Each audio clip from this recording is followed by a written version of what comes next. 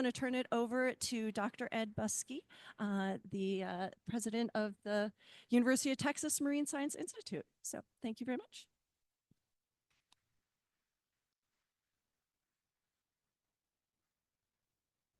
Okay, well, thanks, Joan. And boy, it's great to see so many people here. So welcome again to the Texas Bays and Estuaries meeting. So this meeting's been going on for, I think, about a couple of decades, although we missed a few years after Hurricane Harvey. So Hurricane Harvey until shortly after the pandemic, we didn't hold the meeting. But I think it actually even went on before that time, although we don't really have the programs from it that we have on our website. But anyways, this meeting's been going on for quite some time. And also, welcome to the University of Texas Marine Science Institute. So anybody here who hasn't been at UTMSI before? Well, there's a few. Okay. Well, anyway, so we're an organized research unit of the University of Texas at Austin. So we're actually part of UT Austin, 200 miles away. And we're also a department within the College of Natural Sciences at UT Austin. So we're part of the So we're the only department that's not located in Austin. So anyway, but here we have mainly graduate studies. We do also have undergraduates in a semester by the sea program. So there's some undergraduates on campus right now. But again, we do a little bit more research. So it's research and graduate degrees here primarily. And, you know, as they say in real estate, location, location, location. So, I mean, this is really just a perfect location for a Marine Science Institute. So there's the ship channel right there. You'll see huge oil tankers and LNG ships going by just about all day long. Gulf of Mexico is right there. The Intracoastal Canal that connects to all the estuaries on the coast is just a short distance from here. We have our own marina, and we're in the process of building a new research vessel for our institute. So again, we'll have that capability in the future. Anyway, so we have a 62-acre campus here in this location, and then we have a 10-acre campus on the backside of the island. So anyway, we're also, this is, I think Joan already mentioned it, but this is going to be one of the biggest meetings we've ever had. I think we have over 200 people registered for it. We have, I think, 40 posters, which I think about 30 is about the most we've ever had before. So again, this is going to be a great meeting. And concurrent sessions, as she already mentioned. So, and you know, of course, it's a lot of work to organize a meeting like this. So I just like to mention I'm not going to mention everybody by name, but primarily this was organized by personnel from the Mission Aransas National Estuarine Research Reserve. So I don't know, anybody that was involved with organization that's in the room right now, maybe just raise your hand. A few, a couple. Anyway.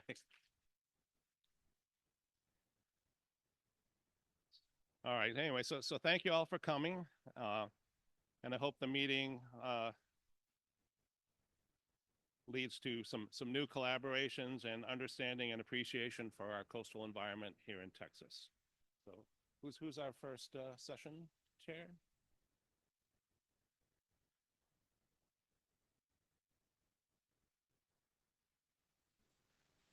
And thank you all so much for bearing with our technical difficulties. You think we'd have it figured out by now, but clearly not. Okay, so we have Michelle here presenting quantification of blue carbon within the marine animal forest on the Rio Grande Valley artificial reef. Good morning. Thank you for that introduction. Over the last century, we've seen a significant increase in worldwide carbon dioxide production. This has led also to an increase in the size of the ocean sink, land sink, and the atmosphere. The ocean is one of the world's largest carbon reservoirs. It currently holds over 1/3 of the excess carbon dioxide emissions within blue carbon ecosystems. Blue carbon ecosystems are vegetated ecosystems in ocean and coastal waters that capture and sequester carbon dioxide in the form of carbon, mostly within the below ground biomass in the sediments and root systems. Largely, the most published blue carbon ecosystems are going to be vegetated ecosystems such as grass meadows, mangrove forests, etc. However, there is a type of ecosystem that's largely been overlooked, and that is marine animal forests or reef ecosystems, artificial and natural alike. So what are marine animal forests? These are areas where there's aggregations of sessile and encrusting suspension feeders that proliferate, opportunistically filter feeding on plankton and other carbon-containing matter. This term was first described in 1869 and was much later reintroduced, most recently in blue carbon literature. So carbon cycling in reefs takes place when products from primary and secondary production sprinkle down onto reef ecosystems. This is typically in the form of plankton, organic matter such as dissolved organic matter, particularly organic matter and nutrients. These organisms will then feed on this carbon-rich prey, immobilizing some of that carbon within their long-lived body structures and also releasing some back into the environment. Carbon capture takes place through the filter feeding mechanism. So sponges do this by utilizing their pores. As you can see here, this is a tube sponge that's having a dye applied to the outside of it. Within a matter of a quarter of a second, it has already filtered a large capacity of that water and respired that, just noting how proficient it is at filter feeding and carbon capture. So sponges do this by utilizing their pores, while coral do this by utilizing their polyps, and barnacles do this by utilizing serine. And this directly leads to carbon capture within these organisms' body structures from feeding on prey. So this leads me to the objectives of my study. The first objective of my study was to document all these species groups present across study sites, as well as to quantify the carbon content and percent by dry weight in these established species groups. After that, measure the species groups percent cover across all study sites, and extrapolate that to a total carbon biomass across the RGB reef within the entirety of the marine animal forest or reef ecosystem. The first hypothesis of my study was that carbon content or percent by dry weight would significantly be different between various species groups. Secondly, I hypothesized that structural height and material type would influence the species carbon content overall. So this leads me to my study area. The study area is the Rio Grande Valley Artificial Reef. This is the largest artificial reef off the coast of Texas, coming in at 1,650 acres. It's about 10 nautical miles offshore South Padre Island, and it has a diverse community assemblage of encrusting and sessile suspension feeders, as well as fisheries habitat. We have low-profile nursery material, as well as medium and high-profile reef patches for fishes of later life stages. This artificial reef is comprised of a variety of recycled steel and concrete materials, such as concrete highway dividers, concrete railroad ties, and assorted concrete piles, as well as some prefabricated pyramids, which you can see here. We also have a variety of steel spools and recycled steel boats that have been recycled and had all the toxic materials like oils and whatnot removed from them and then were placed on the ocean floor. This is the first type of survey that I conducted on the reef. This is a remotely operated vehicle mounted GoPro survey, utilizing 4 different camera angles with the Outland 2000 ROV. This was to ensure all species were recorded at each reef site. The second type of video survey that I recorded also utilized GoPros, and these were scuba transect surveys prior to physical sample collection. So divers did a perimeter transect around the outside of each site, as well as a cross transect across the top of each site to ensure all species encrusting and sessile on that reef patch were recorded within the videos. This leads me to physical sample collection. So the first step of physical sample collection was to document the site of these surface scrapes so that I could see how much of this species was present and what we were collecting. And then with the combination of the underwater pool vacuum that was modified for sample collection and the putty knife, these samples were collected. The last step, being the most important, is providing a scale measurement next to the surface scrape. This is really important because this is basically giving me a scale in the imaging software so that I was later able to calculate the carbon grams per centimeter squared for each organism. So we used the putty knife that had a known blade width of 7.62 centimeters to do so. After these samples were collected, they were brought back to the lab and run through a variety of protocols to elementally analyze them and find the carbon content by dry weight. So first, these samples were dried and homogenized into a fine grain-like powder. And then half of each sample's contents were combusted to isolate that organic carbon content or that blue carbon content of the samples.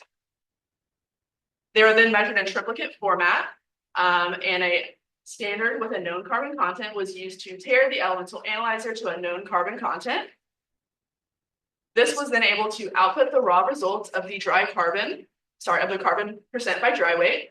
And then these raw samples were averaged to get the average carbon percent contained for each species group on the reef sites. There was an average of 11 samples as well used in each species group to get an average of carbon percent by dry weight. After these samples had an established carbon percent by dry weight, I then went through the remotely operated vehicle and diver video survey footage and utilized that in the ImageJ software. I also set the scale to a known metric. Here we used a railroad tie that has a known width of 24.13 centimeters. And I isolated this portion of the reef site in ImageJ, and I was able to calculate the known surface area. From that, I measured all the species groups within this photo and got their percent covered within this photo, and calculated the percent covered total by surface area of structure. For each site, we used 5 of those photos or still frames minimum to calculate the percent covered. And then that percent covered per species was combined with the known surface area to get the total species surface area present at each site. So that covers the encrusting organism protocol. We did have one organism that presented a diverse set of challenges due to its unique branching pattern and it being 3D in nature, and that is sea whip corals.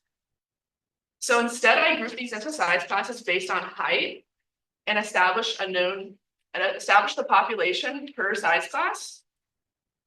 These were my 3 main size classes, small, medium, and large, and I established an average of carbon grams per individual to estimate the total carbon present within these species.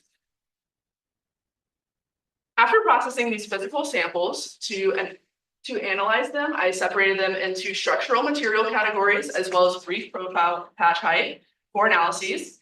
I did this by utilizing Cyclone 3DR software and/or node measurements of the reefing materials and split them into low profile, medium profile, and high profile reef sites. The results of my study for species groups, I was able to establish 8 different species groups ranging from bryozoans, barnacles, stony coral, sponges, biofilm, sea whip coral, sea fan coral, and snowflake coral. The carbon content was in fact significantly different among all species groups, with a significance factor of 0.001. I want to point out that bryozoans and sea whip coral as well as sea fan coral had a significantly higher carbon content by dry weight compared to other samples. And this is also important to note that barnacles, biofilm, and sponges, while they may have a lower carbon content by dry weight, they did dominate in number, therefore still capturing a significant amount of carbon when extrapolated to reef-wide analysis. Profile height significantly affected the carbon content per meter squared, with the most significant being between high profile and medium profile reef sites, while low profile versus high profile and low profile versus medium profile were not significant. Material type did not significantly affect the carbon content of these samples, so while there may be some correlation, it was not significant enough. This is the average carbon grams per meter squared by site type. So essentially, this is the carbon concentration that has accumulated on each site in square meters. You may see that some of these are pretty tight knit, while there is one really big outlier, and this is a smaller steel spool site. Here's why. Even though this is a very small site, it has an aggregation of multiple layers of animals.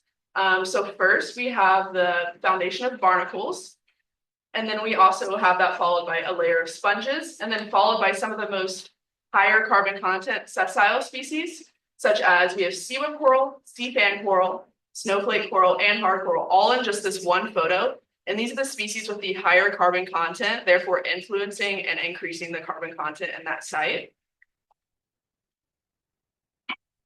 So in order to calculate total carbon across all reef sites, I combined the encrusting species carbon per species, as well as the total carbon per sea whip population to get the total carbon per site.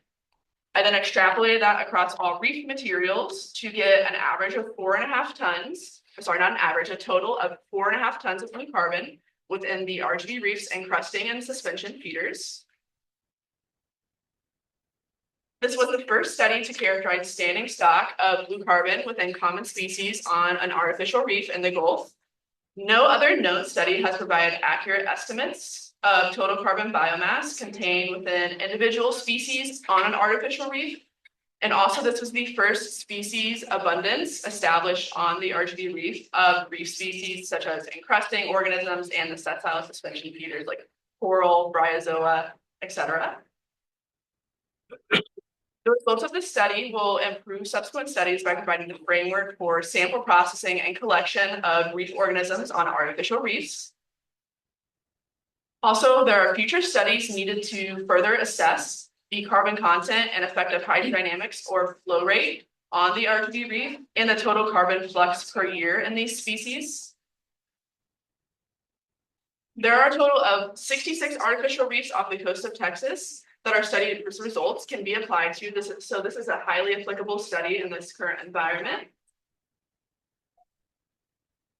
Thank you so much to my funding, the Friends of RGB Reef, as well as to my committee members, Dr. Rahman, both of them, and Dr. Klein, and everyone within the Klein Lab for their assistance with sampling and processing samples. And thank you to RGB Reef founder, Gary Glick.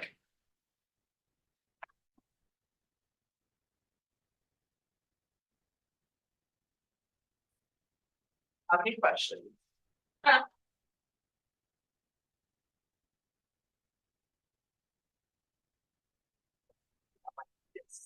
That was a really nice talk. Thank you.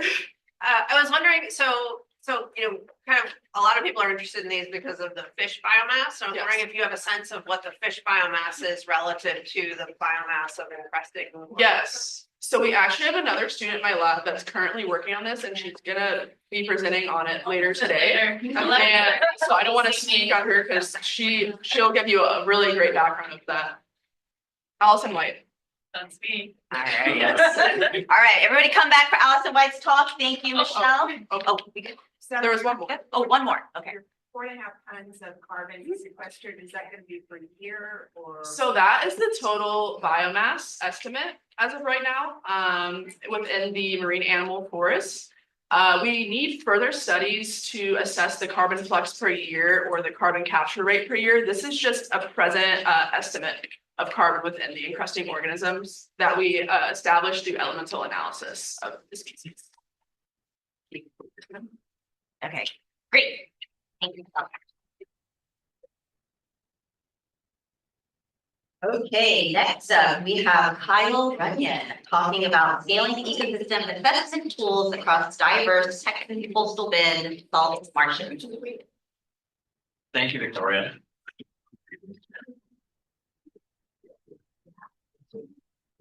Yeah, it's. You know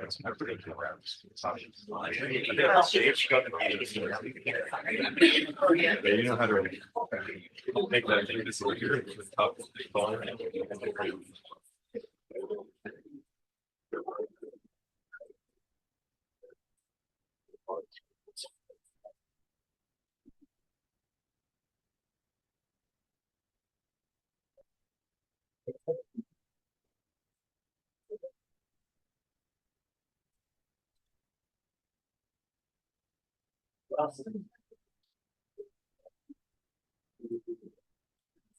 All right, thank you, Victoria. So I'll go ahead and get started. And I want to provide a little bit of context for this talk where, so I'm a student finishing up my degree here at UTMSI. The majority of my research here has been jumping on this long-term project in Georgia and thinking about salt marsh production and vulnerability there. But here, what I want to talk about is translating a lot of that work locally here to the Texas coast. And so when I'm talking about production in salt marshes, I'm really talking about, like the previous presentation, carbon dynamics. So I'm thinking about plant growth patterns in salt marshes, and we know that that's really key to assessing different marsh traits. Things like carbon cycling, obviously, really strongly tied to plant growth patterns. Also things like ecosystem resilience to sea level rise and drought, we really need to understand how plant growth is changing over both space and time to get some better understanding of that. And we really need to start thinking about this on the landscape scale. So here, a bit of my slide is missing, but I'll describe it so we can all get a view of it. Here I'm describing scaling up some measurements that we make in the field using ecosystem models to get landscape scale context of what production in salt marshes looks like. So here I'm describing some of that previous work along the Georgia coast where I'm trying to create a prediction model essentially of salt marsh biomass. It's all based on field data collection. So I'm going out in the field, I'm measuring the leaf material in salt marshes or the above ground biomass. I'm also taking root cores to collect the root material or the below ground biomass. And by connecting that all,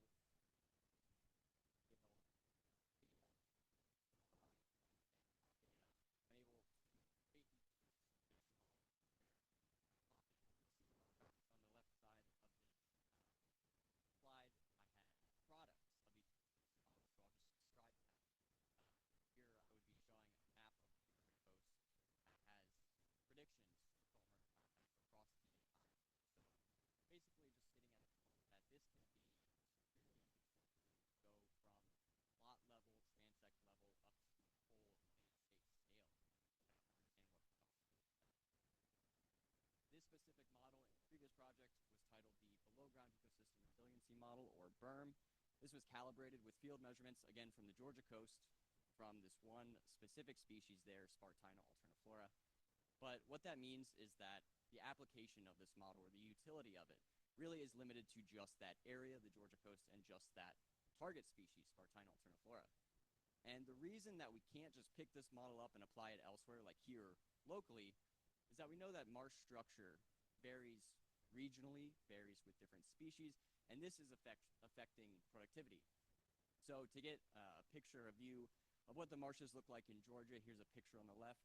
These really driven by this big tidal range. There are these broad landforms in Georgia marshes, and they're typically covered by a single species. So here is that Spartina alterniflora imaged here. Meanwhile, on the other side of the slide here, I'm showing a picture of a marsh here in Texas, where we have a much lower tide range. We have higher plot level diversity, so we have more species growing, more interspersed. And in this picture, I'm showing that same species, Spartina alterniflora, in the background, and another salt marsh species, Distichylus spicata, shown in the foreground. And so there really is a need for a transferable salt marsh biomass model. As I mentioned, that model that I built previously was just applicable to Georgia, just applicable to Spartina, but we know that there's a lot more diversity in salt marshes along the southeast, along the Gulf Coast. So I'm going to define this need statement a little bit more. First, saying transferable, we need to be able to pick up this model and apply it in different regions across different species. And one more piece of context is I want to say we need a whole plant biomass model.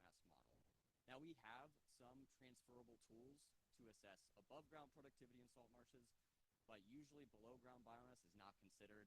One of the tricky things about it is obviously you can't see it, so satellite-based remote sensing tools have a difficult time estimating below ground biomass, and that's really this key part of the plant when thinking about resilience to sea level rise, as that's what's building elevation. It also represents the majority of plant biomass. So to get towards a more transferable productivity model for salt marshes, here are 3 objectives that I'm going to discuss today. First, I'm just going to compare productivity, compare biomass measurements across diverse marshes, so thinking about different regions, different species.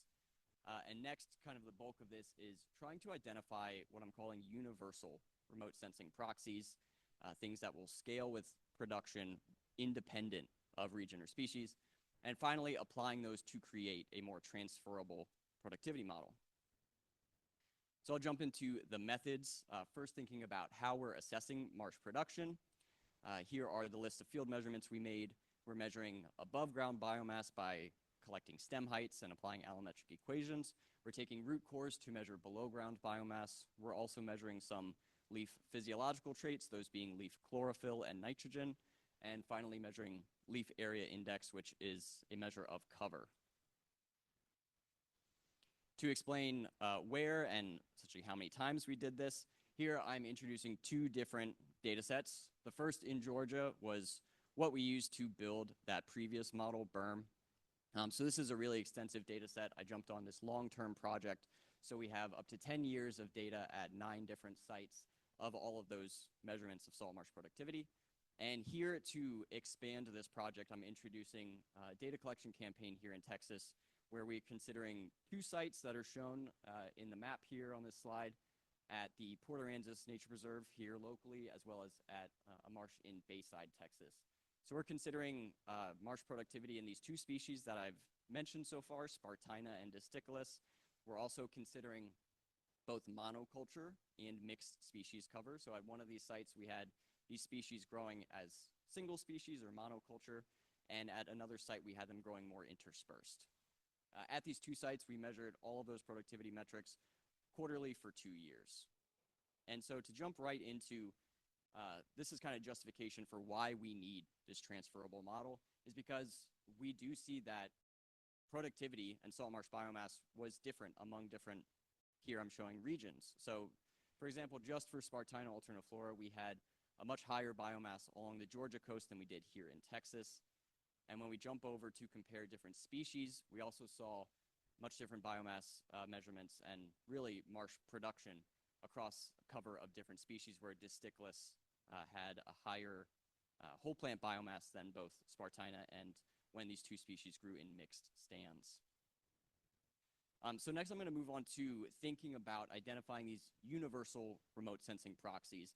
And this is really the key towards getting closer to that transferable set of tools. So as we are collecting measurements out in the field, we're often following this transect style, but we know that that's just measuring the small area of the target ecosystem. So by using different remote sensing tools, we can scale up. Because we have this gridded sort of data set, we can create a relationship with our measurement in one specific location and try to apply that to much broader regions. And so as I'm talking about these remote sensing proxies, I'm trying to identify potential predictors for this transferable model that I'm going to discuss. And the important part about this is that they need to be able to scale with biomass, regardless of what region, what species we're looking at, essentially independent of those 2 gradients of variation. So a list of candidate predictors or traits that I'm going to consider as potential remote sensing proxies are some of those plant physiological traits we measured. And because we measured those out in the field, we're going to relate those to satellite data. We also have some satellite-based flooding models, and we're going to consider a set of climate data sourced from DAMET. And to set a criteria of what exactly is universal or what is transferable, I have these 2 diagrams to show that. So here we're looking at whether or not a trait essentially is transferable. Consider these 2 different colors might be 2 different species. On the y-axis, we're looking at salt marsh production or biomass, and on the x-axis, we're looking at a different trait or potential predictor. So if these 2 species change in biomass at a similar, in a similar way, in a similar manner, with change in this trait or potential predictor, we would say that they scale similarly independent of that piece of variation. We would say that that is a transferable metric, whereas if, for example, they differ, where we're looking at basically a different response relationship, we'd say that's non-transferable. So from that list that I identified earlier, I'm just going to show quickly what variables, what potential predictor metrics co-varied, and we found to be transferable. Those shown on under this transferable list here. And because 2 of those were things that we measured out in the field, we don't have that scalable data. We're going to do another step and relate those to a few remote sensing proxies, those being listed here. And so to give a really brief overview of what this model framework looks like, again, we're just taking this list of predictors that we found to be transferable across different regions and species. We're putting them in to develop a random forest regression-based prediction model. And again, our output, we want to predict whole plant biomass. So here I'm showing what that model performance looks like. We're on this plot, we're looking at observed versus predicted. So the x-axis represents what we measured out in the field, and the y-axis represents what we're predicting that value to be using that list of predictor variables and this modeling framework. So essentially anything that falls along that one-to-one line represents a perfect prediction. To quantify this error based on the range of our observations, we had an 11.5% error rate. So basically, the closer this spread is to that one-to-one line, the stronger the performance. And one thing I want to point out is that we saw that we had consistent performance among the groups. So this model is starting to be able to be consistent no matter what region you're in, Texas or Georgia, no matter what species you're looking at. We're getting comparable performance and comparable measurement and prediction of what biomass will be. And so some of the outputs of a model like this are shown here, where here I'm showing the Bayside Marsh, which was one of my calibration sites for ground truth data. And for example, as I was collecting data, I measured plant production in 4 of these pixels here. And now, because we've developed this model, we were able to scale this up to much larger areas and assess a more ecosystem-wide production. And because this model incorporates repeat data, we can look at trends through time, where here and get even a little more context about change. And if we compare this to the map, we can start to see that, interestingly, the pixels on this map that are red, which is indicating a decline in biomass through time, tend to overlap pretty nicely with the Spartina cover. So we can get even more context about ecosystem dynamics through this transferable marsh production model. And so I want to say that this is a work in progress. I'm really excited to continue building this model with additional species and additional regions. So if you're also measuring plant production in salt marshes and you're willing to collaborate, please reach out. My contact info is here. And I want to thank you all for listening, and I can take any questions.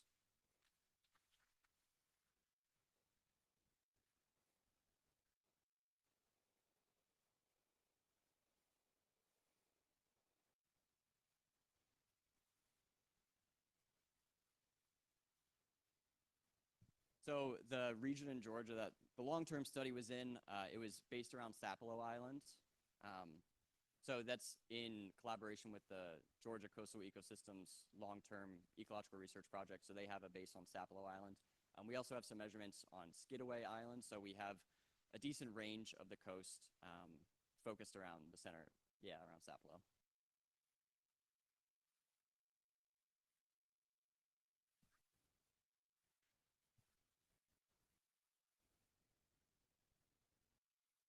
Next up, we have Hudson Dio talking about scaling ecosystem. Oh, wait, I just read that. Oh my gosh, so sorry.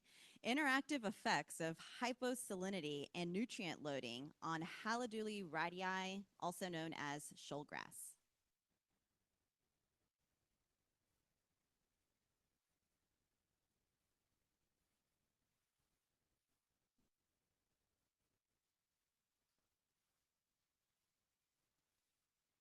Hi. Before I go on to the next slide, give me a little context for what I'm going to talk about. I live down in the lower Rio Grande Valley. Things are different down there, water-wise. We have an unusual hydrologic system. And so it's notable in that it's kind of a pulse type system as far as water input, freshwater input, which isn't usual for most places in the world. As a result of that, what we get is pulses of precipitation or water along with the nutrients. And so based on a environmental flows recommendation report we did back a few years ago, we noticed, our conclusion was the seagrass were not doing so well due to this scenario. So that's where I got started on this. I actually didn't do most of the work. Mr. Kowalski did. He couldn't be here, so I'm here. Okay, you're stuck with that. But that's kind of the context of why we did this. I'm going to skip a lot. I'm going to go to the design, and then I'll go to the results. Okay. You can see it for yourself. I don't have to say anything, right? Okay, read that. Okay. So what we were trying to do was mimic a rainfall event okay? Our context, we're related to Hurricane Alex, 2010, which was a big deal for us, okay? So the timeline of 0 to 21 days, that kind of mimicked what Hurricane Alex did to us. We got water, not, but it was for a long period of time. And along with that, with the water came nutrients. So we included, besides the salinity decrease kept going down, down, down, okay? This is mimicking, the natural situation. We also included addition of nitrogen, nitrate, okay? So we had two levels of nitrate, 60 and 120 micromolar that we did, along with, every time there was a salinity decrease, we did a nitrogen spike. So what we measured, photosynthesis, respiration, shoot production, quantum efficiency, leaf carbon, nitrogen, N15 uptake of haloduli. Why we picked haloduli? It's accessible, but it was one species that did the best after Hurricane Alex. Data, shoot production. The first notable thing, regardless of the treatment, they all grew. Whether they're getting hammered with hyposalinity, nitrogen, whatever, they all grew. There's a control, 35 is part per thousand, and no means no nitrate, okay? And so there wasn't really much of a pattern, a little bit, okay, if you look like 35 no, 5 no, it went down, 35 low, 5 low, went up, okay? So it was kind of a mixed bag, but the notable thing is they all grew. So that tells us something. It's a little more complicated now. We're going to look at photosynthesis, respiration, okay? So the pinky stuff is the 35 parts per thousand. The blue is the, so what I did, let me go back, well, I'll skip it. There was data collected throughout the entire experiment. I'll only show you the endpoint, okay, when we got down to the 5 parts per thousand, okay? There's lots more story, but I can't do that. Okay? Photosynthesis. As you add more nitrate, not so much, okay? When you go into the 5 parts per thousand, kind of a mixed bag, okay? It goes up, then it goes down. It turns out this thing of low versus high nitrogen is interesting. And it's not actually Leaf respiration. For 35 parts per thousand, it was pretty good. It kept going up. That's good. You have some nitrogen going good. Okay. Not so much at 5 parts per thousand. It went up and then it went down. Okay. And then for me, the notable thing is the photosynthesis respiration ratio. Okay. 1 means you're not making any money, all right, or carbon. The only one that was above 1 was the control, 35 parts per thousand, no nitrate. All the other ones were less than 1, meaning they're losing money or energy, carbon, okay? It went down as you added nitrogen for the 35 and for the 5. That seems odd, all right? So the previous slide, they all grew. So how can this be happening? I'll get to that later. Quantum efficiency, okay, the first part of photosynthesis, 35 parts per thousand, bing, bing, bing, great, okay. Other way, 35 parts per thousand, down, down, down. What's going on? This is what we're trying to figure out, okay. It could be, this is just a thought at this point, for the 5 parts per thousand, something else is limiting. Not nitrogen, obviously. I'll show you some of that data in a minute. They got plenty of nitrogen. So there might be something else limiting. And it could be, well, for example, phosphorus, but we're not sure. Percent leaf nitrogen, okay. Again, 5 parts per thousand, bing, bing. Were they significant or not? Well, we'll skip over that, but the trend was up, okay. A mixed bag for the 5 parts per thousand, okay. If you want to compare 35 to 5 for the control, went up. Okay, for the the low nitrogen, it went up, and it went up for the high nitrogen. from 5 to 35 parts per thousand. Carbon nitrogen ratio kind of reflects what was going on with the leaf percent nitrogen. I'm going to skip over that. The Delin 15, we're looking at uptake. Okay, as it goes down, it means it's taking up nitrogen. Okay, now in this case, for what was expected for those 5 parts per thousand, it did. It was taking up nitrogen from the water. Okay, for the 5 parts per thousand, no. Okay, or if it was very little. Okay? So something's going on at that 5 parts per thousand that's not going on at the 35 parts per thousand. So this is our current interpretation of what's going on at the low salinity 5 parts per thousand in nitrate addition. Okay?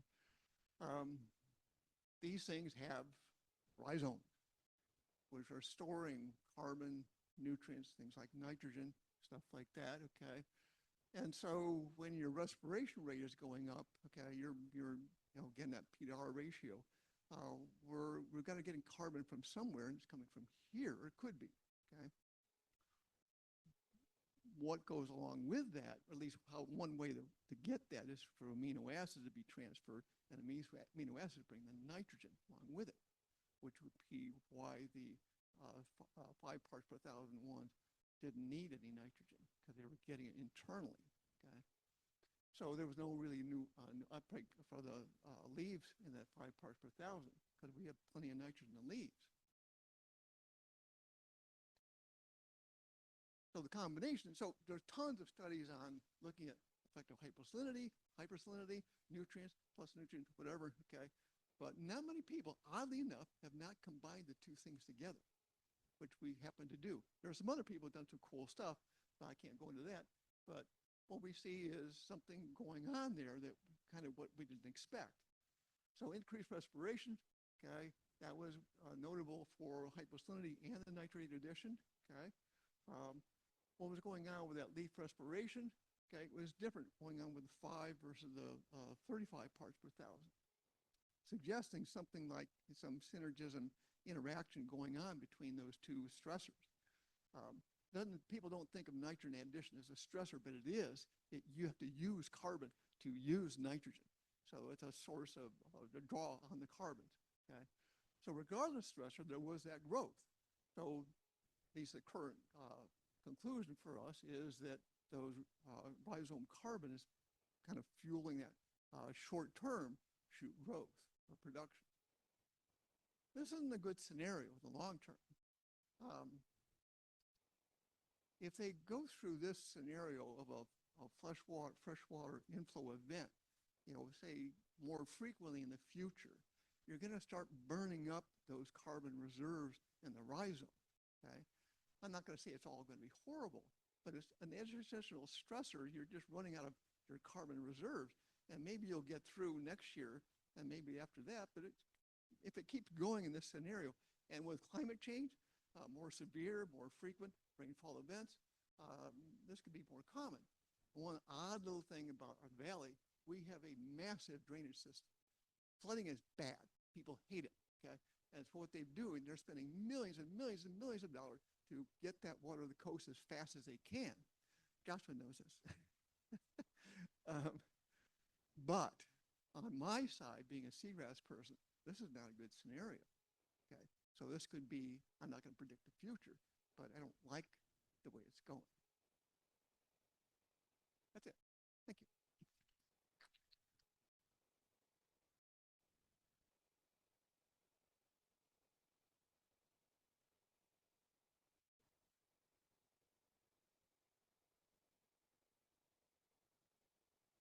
How did we do that?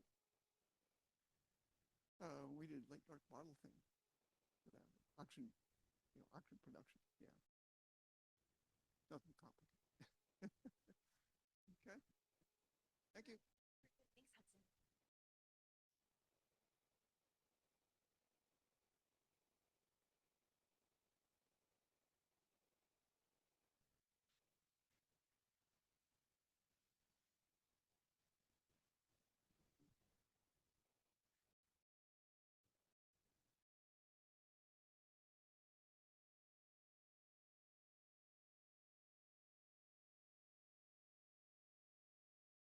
All right, thank y'all. We have Yu Lu present next. We have Chelsea Crosby and David Norris.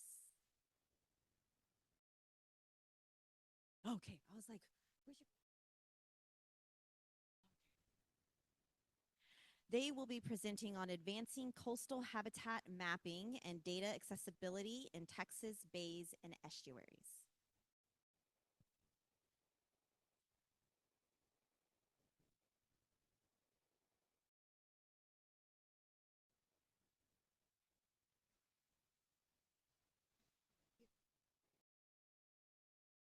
All right, welcome. Hi, I'm David Norris, and I'm here with Chelsea Crosby. We're both coastal ecologists with the Habitat Assessment Team with Texas Parks and Wildlife. And today we're going to tell you a little bit about the HAT team's habitat mapping initiatives and how you can find our data. So to start, since 2016, the Habitat Assessment Team has been at the forefront of mapping critical coastal habitat and in support of conservation, restoration, and management efforts. Using advanced remote sensing technologies and in situ monitoring techniques, HAT has comprehensively surveyed subtidal and intertidal systems across the Texas coast. These efforts have led to updated habitat maps for bays and estuaries, many of which hadn't been inventoried for several decades. In recent years, Texas Parks and Wildlife has made a concerted effort to ensure that this information is accessible and utilized by internal and external conservation initiatives. HAT spatial data is disseminated through multiple online data hubs and is accessible for resource managers, researchers, and the general public at no cost. So take a second and just soak in how cute this picture is. All right. I don't think I need to explain to anyone in this room how important coastal and marine habitats are to fish and wildlife, nor do I need to go into detail about how these habitats are in decline globally. But I will say that there is a real need for updated habitat maps, and that's where HAT comes in. So this list is areas of focus for the HAT team, and we're going to be using this list as an outline for the presentation. So I'm going to go over our acoustic sonar surveys, and I'm going to hand it over to Chelsea. So current mapping initiatives include bay-wide acoustic surveys using scientific and recreational grade sonar systems. If you take a look at this top picture, that's our primary research vessel. It's outfitted with a bout mount EdgeTech 6205S side scan and multi-beam sonar, and it's paired with a Biosonics DTX single beam echo sounder. And these sonars are linked to an internal navigation system with GPS correction service. And the combination of this scientific equipment allows us the capability to produce tide-corrected bathymetric maps with centimeter accuracy. So it's just really high-level, highly precise scientific equipment. This map is a map of our bay-wide scanning efforts. The areas are in black are surveys that we have completed already. The area in blue is what we're currently scanning. That's Aransas Bay, and we're currently about 80% done. We plan on finishing up this year, and then we'll be moving up the coast to the green area to finish scanning San Antonio Bay. The Habitat Assessment Team we aim to complete a benthic survey of a bay every 3 years. That's about how long it takes us. And our goal is to conduct repeated surveys so that we can assess and monitor changes in bathymetry, habitat extent, and condition. So looking at our scientific grade sonar systems, we get a few different data products from it. The EdgeTech 6205S side scan multi-beam sonar collects side scan imagery, and that's what's shown over here. And it's really good at differentiating harder substrates such as oyster reefs from softer substrates such as mud. So you can see these darker areas are oyster reef and the lighter areas are going to be the mud. And then our Biosonics DTX, the single beam echo sounder, it collects quantified metrics that provide information on substrate characteristics such as bottom hardness or complexity. And then we can use this data to create fine scale benthic habitat maps, such as one on the far side right there.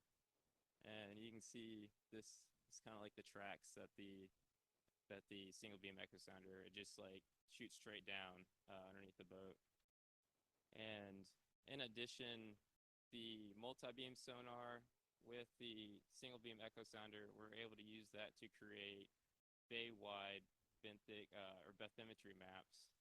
You can see that here. And I don't have a picture of the multi-beam data, but it kind of creates like a 3D image of the bottom.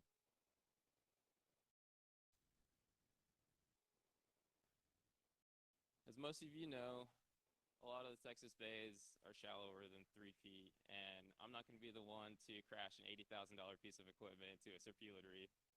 So for the shallower areas, we've started to rely on recreational grade hummingbird sonar systems, and we mount these on shallower drafting skiffs, and we're able to map in around 2 feet of water or less, and still produce a pretty high resolution data product. You can see this far picture over here, that's side scan imagery from a site in Baffin Bay, and here's an interpolated bathymetric map from that hummingbird scan. We currently have a recreational grade sonar survey going on in Baffin and one in Christmas Bay near Galveston. But these recreational grade sonars allow us to put them on multiple skiffs along the coast so we can get out and scan faster and scan shallower than our scientific grade sonars. And moving offshore, with the support of federal funding from Southeast Area Monitoring and Assessment Program, or CMAP, Gulf states are tentatively planning to conduct offshore monitoring via side scan towfish. You can see this right here. This is our EdgeTech 4125i. It's generally towed behind a vessel to get closer to the bottom when scanning in deeper water. And we also plan on using fish surveys from baited camera arrays, and then we're going to combine these data sets to inform stock assessments for offshore species. So that's kind of in the works right now. I'll hand it over to Chelsea.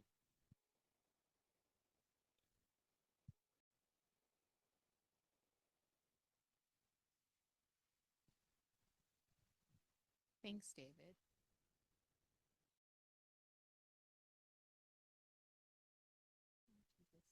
How do you go back?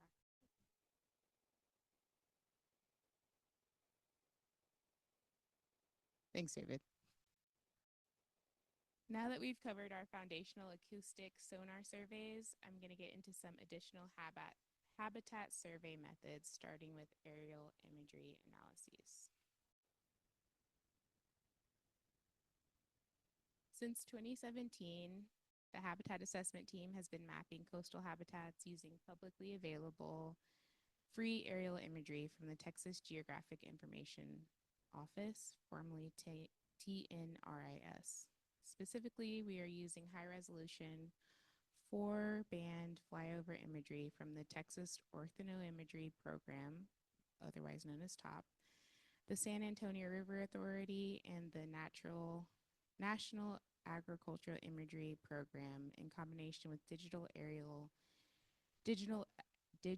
elevation models from the Bureau of Economic Geology. Best available imagery for each survey area was subjected to automated segmentation and supervised object-based classification using Trimble eCognition. Coastal habitats including seagrass beds, oyster reefs, shell beaches, tidal flats, salt marshes, and mangroves were delineated to a minimum mapping unit of 100 meters squared.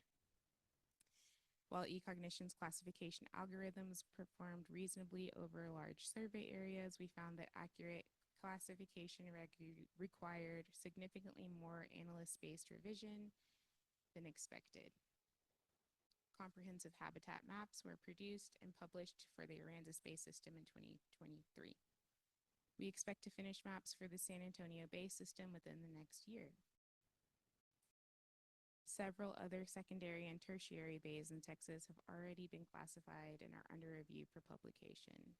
These map products were compared to previous aerial imagery-based surveys, namely the NOAA Benthic Habitat Atlas from 2004 to 2007, to identify areas experiencing significant habitat loss, growth, or change.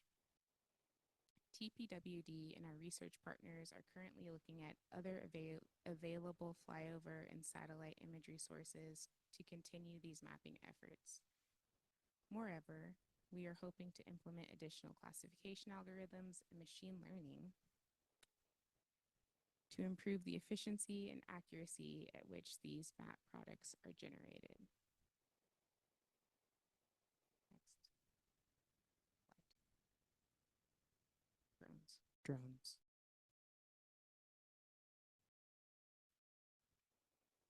In order to overcome some of the challenges associated with aerial imagery habitat classifications, our team is expanding our scope of work to include SUAS-based aerial imagery classification. SUAS means Small Unmanned Aircraft Systems and is just a fancy way to say drones. Drone imagery classification has many advantages over traditional remote sensing techniques, some of which are listed on the slide. I'm going to use this pointer. Okay. These images depict some of our work in Christmas Bay here.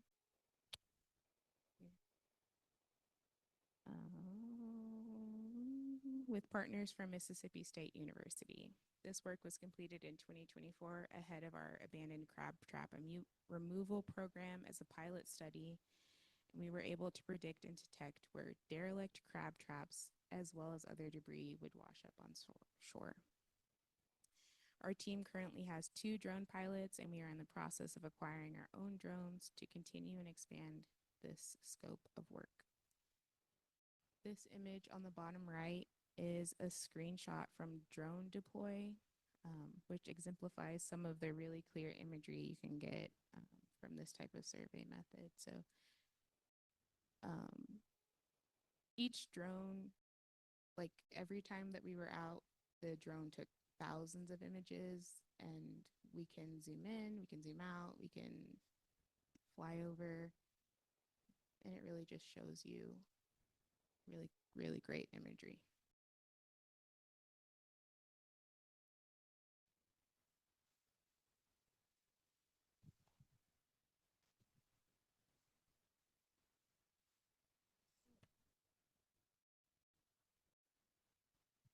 Moving on from our aerial imagery analyses, we have our in situ surveys.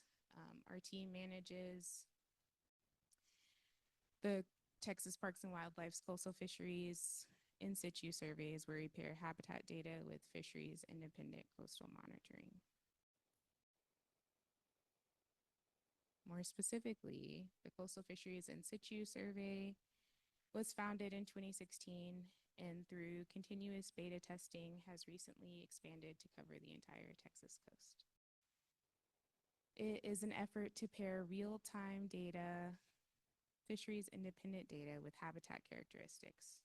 For this program, when our TPWD management teams go out and conduct routine bag seine sampling, they also complete an in situ habitat assessment form via Esri survey on our Survey 123 form, a screenshot of which is displayed on the slide. It asks for habitat characteristics such as vegetation type, such as seagrass, oyster reef, mangrove, etc., as well as specific features such as slope, the presence of debris, invasive species, erosion, and other factors.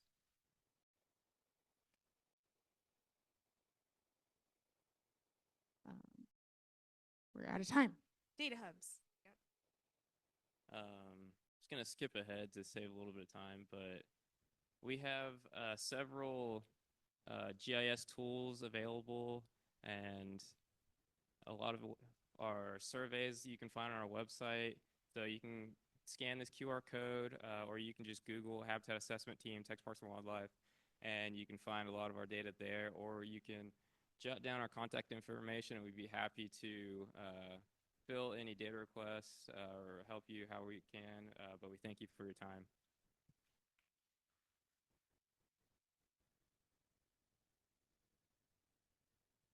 If you have questions for Chelsea or David, feel free to find them at the break after our next and final talk of our session. So